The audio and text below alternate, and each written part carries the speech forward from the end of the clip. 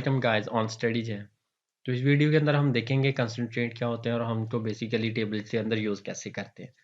तो क्या होता है कि हम ना अपने टेबल के अंदर जब डाटा एंटर करते हैं तो हम कॉलम्स के अंदर कोई खास किस्म की कंडीशन निकालने के लिए या कोई रिस्ट्रिक्शन देने के लिए इनको यूज़ करते हैं। सबसे पहले हमारे पास आता है कि कॉलम हम लिखते हैं, उसके बाद उसकी डाटा आगे सिंपल हम कंसंट्रेट का नाम लिख देते हैं कि ये कंसंट्रेट हमने यहाँ पे यूज़ करना है। सबसे पहले हमारे पास नॉट नल है, तो नॉट नल हम किस तरह से यूज़ करते हैं, बेसिकली हम चाहते हैं कि हमारा यूज़र जो है वो डाटा पूरा एंटर करे और हम यहाँ पे जैसे फर्स्ट नेम है, हम चाहते हैं कि वो ज़रूर यहाँ पे अपना फर्स्ट नेम दे, तो हम यहाँ पे नॉट नल लगा देंगे और जैसे ही नॉट नल लगाएंगे तो इससे क्या होगा कि हमारा यूज़र जब तक ये नाम अपना एंटर नहीं करेगा उसका डाटा एक्सेप्ट नहीं होगा।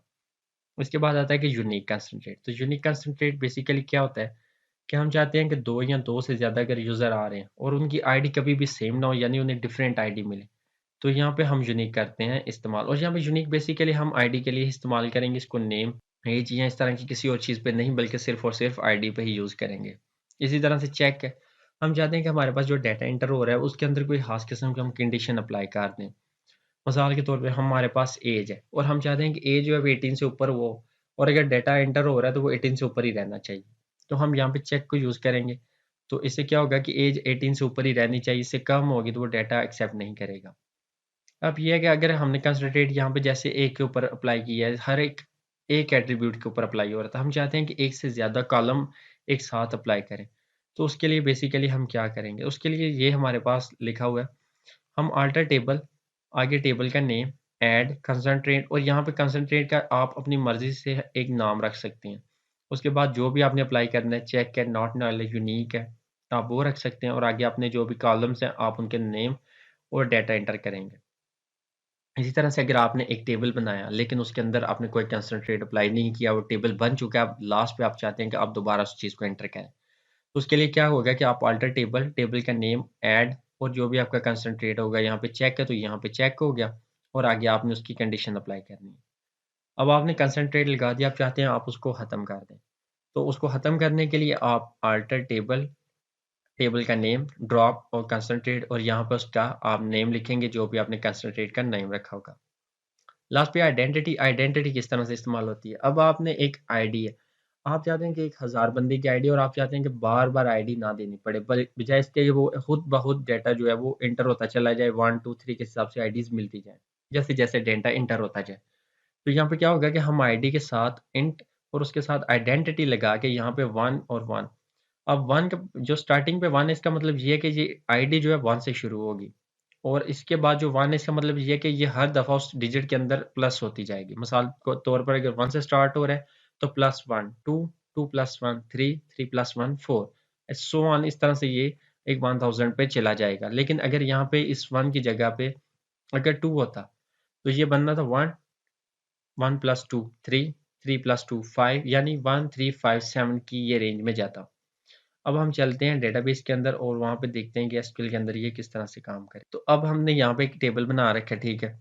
अब मैंने यहाँ पे क्या किया कि अब हम इसको अगर एक दफ़ा रन करके देखते हैं, जैसे ये अभी रन हो रहा है, ठीक है। लेकिन अगर मैं इसकी यहाँ पे आईडी को 2 कर दूँ और अब इसको करके देखते हैं, तो ये एक एरर दे रहा है। कह रहा है कि वायलेशन ऑफ यूनिक की कंसंट्रेट, ठीक है। वो कह रहा है कि आपने ना यूनिक की एक जो आपने अप्लाई की है उसकी आप वायलेशन कर रहे हैं। वायलेशन क्या हो रही है कि हमारे पास अगर यहाँ पे एक 1 यूज़र आ रहा है, ठीक है, जैसे ये, तो अगर इसको आप करेंगे ना तो ये बार-बार एरर इस चीज़ का थ्रो करेगा। क्यों? क्योंकि हमारे पास दोनों का सेम डेटा आ रहा है। लेकिन अगर इस तरह से इसको ख़त्म कर दें और अगर हम इसको यहाँ से जैसे ही ख़त्म करेंगे और सिंपल डेटा अपना रखेंगे, तो अब इस तरह का कोई एरर नहीं आएगा, क्योंकि हमारे पास जो डेटा होगा वो बिल्कुल क्लियर होगा, जैसे ये भी आ रहा है, ठीक है। लेकिन अगर इसकी जगह पे हम यहाँ पे 1 कर दें, तो ऐसा नहीं होगा, ये इसको एरर थ्रो करेगा, क्योंकि हमारे पास जो डाटा है वो उस तरह से नहीं आ रहा है। ये बता रहा है कि यूनिक की आपने इसकी वायलेशन की है। इसी तरह से नॉट नल है, तो अगर यहाँ पे आईडी नहीं होगी, ठीक है, तो उससे भी मसला हमारे लिए क्रिएट होगा, क्योंकि वो हमें बोलेगा कि आपने यहाँ पर आईडी ज़रूर रखनी है। अगर हम आईडी नहीं रखेंगे तो इससे ये होगा कि वो हमें बार-बार एरर दिखाएगा कि यहाँ पर एक एरर आ रहा है, ठीक है। अब जैसे यहाँ पे मैं इसको करके दिखाता हूँ, मैं यहाँ से इसकी आईडी ख़त्म कर देता हूँ। अब यहाँ पे डाटा तो इंटर है, लेकिन हम जैसे इसे करेंगे वो बताएगा कि यहाँ पे एक आईडी नहीं। वो कह रहे हैं कॉलम नेम और number of the supplied value does not match table definition. वो कहते हैं कि टेबल की जो डेफिनेशन है, मिसाल के तौर पे उसके अंदर आईडी या नेम है, एज है, लेकिन आपने जो डाटा एंटर किया है उसके अंदर तो आपने नेम और एज दी है, आईडी तो आपने दी नहीं।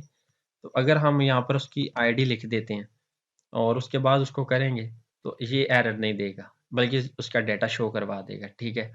और यहाँ पे चेक एज है, तो अगर मैं इसको यहाँ पे एज को करके देखूँ, तो अब हम जैसे यहाँ से इंसर्ट इनटू, हम देखते हैं कोड टू, और उसकी आगे वैल्यूज हम देख लेते हैं। अब यहाँ पे हमने आईडी रखी 4, और यहाँ पे हम इसका अलीना, और यहाँ पे एज इसकी हम कम रख देते हैं, हम कहते हैं कि 12 इसकी एज है। तो जैसे अब हम इसको एंटर करेंगे तो ये एक एरर दे देगा, क्योंकि इसकी एज हमने कम रख दी है, जबकि एज तो वहाँ पे 18 होनी चाहिए। तो वो कह रहा है the insert statement conflicted with the check concentrate, यानी चेक की जो आपने कंडीशन की है ना, लगाई है, वो फुलफिल नहीं हो रही। एज 18 से ऊपर होनी चाहिए, जबकि यहाँ पे 12 है।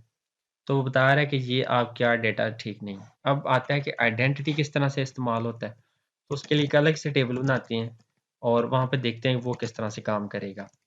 तो यहाँ पे हम आइडेंटिटी के लिए एक टेबल बनाते हैं, आईडी इंटीजर और आइडेंटिटी। और यहाँ पे आइडेंटिटी के अंदर मैं 1 और यहाँ पे 2 रखता हूँ। तो उसके बाद हम यहाँ पे रखते हैं नेम, और उसके बाद यहाँ पे उसके अंदर हम वैल्यूज़ को इनपुट कर देते हैं, ठीक है। अब यहाँ पे क्या है कि हमने आईडी के अंदर आइडेंटिटी यूज़ कर लिया। अब अगर मैं यहाँ पे उसका नेम आईडी नहीं भी दूंगा तो भी ये मसला नहीं करेगा, क्योंकि मैंने यहाँ पे बेसिकली स्टार्टिंग के अंदर उसको बता दिए कि वो खुद ब खुद इसको डेटा देता जाए। अब हम इसको यहाँ पे रखते हैं और यहाँ पे फोरम लिखते हैं, और इसके बाद यहाँ पे हम रखते हैं जॉब्स। तो नेक्स्ट हम अब देखते हैं कि ये किस तरह से काम करता है। Select asterisk from item.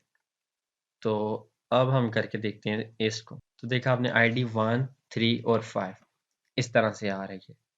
अगर मैं इसको यहाँ से ड्रॉप करके देखूं, हम यहाँ से इसको ड्रॉप करते हैं